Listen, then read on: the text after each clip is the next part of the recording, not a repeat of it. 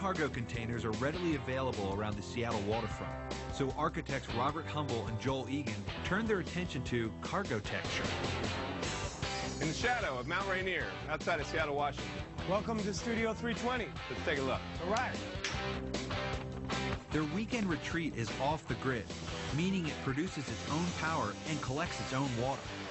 The shipping container came to be here through some investigations Joel and I had been doing for some time with sustainable and modular housing, and shipping container was a ready vessel.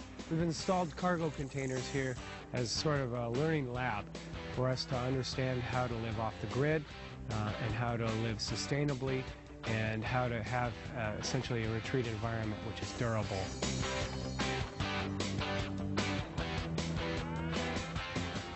The two containers line up to give the living room more depth. What we've done is we've taken two 8-foot wide containers and we've chopped out their long walls and joined them together in a way that we then created a room that's roughly 12 feet by 14 feet. We've basically taken the containers and we've shifted them a little bit. And what that's done is it's created some additional spaces in the corners.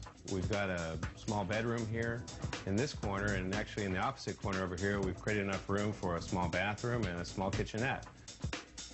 There's been some other things that we've done here that I think really make the space feel a little bit bigger. For one, we've pushed the glass right up into the corners of the ceiling and the walls. It allows the light just to wash right down the walls without dark corners. I think that once you start introducing these dark corners, it really starts to confine the space. In addition, this window's set deliberately down a little bit low, and what that does is it frames a really very unique perspective on this environment. The tops of the trees and the bottom of the trees are cut off, and it almost becomes cinematographic. One container extends past the living room to create a bedroom.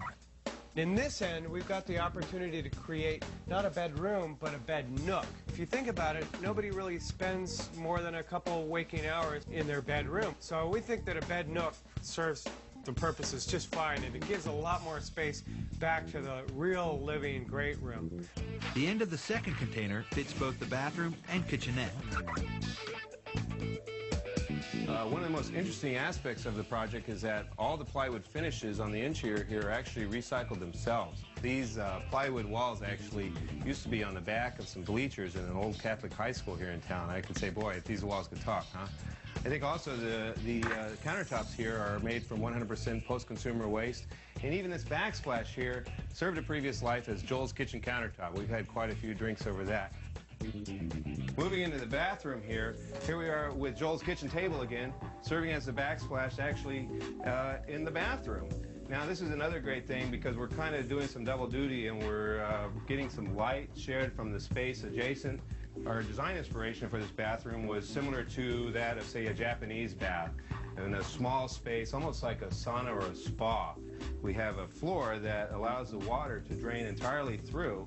Instead of a shower pan where you walk into a shower and draw the curtain, essentially the entire bathroom is the shower. So we would like to say we don't consider it a small bathroom, we like to consider it a very large shower. The idea of their bathroom actually being a large shower is a very popular one right now. It's called a wet room, and it enables you to have a larger space instead of chopping it up. They've wood paneled the bathroom, which is really something I've never seen before. Way more inviting than tile. The roof collects Studio 320's water and power. So what we're doing with our laboratory here on the roof is we're experimenting with two different types of roof. We've got the green roof providing habitat. Birds come up here. And it's also providing insulation and thermal mass for the thermal comfort inside. In the back here, obviously, the concept is that we get power from the solar, and the gravel allows us to collect, I guess, 160 square feet of water and fill up our rain barrels. The blue rain barrels on the side store enough water for flushing all of our toilets, our sinks, and our shower. You can shower with it. Of course, you drink out of your own bottle if you want. And the best part of putting all this together and being off the grid is there's no utility bills. They've created a self-sustained, recycled mobile unit. It seems like they could help a lot of disaster victims, people in need. Their imagination and creativity, I think, could help a lot of people.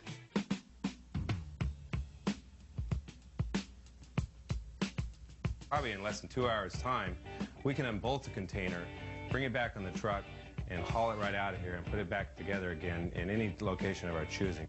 We've used this as a learning lab and as a prototype. I think we've really elevated a very utilitarian box into a really nice habitable structure.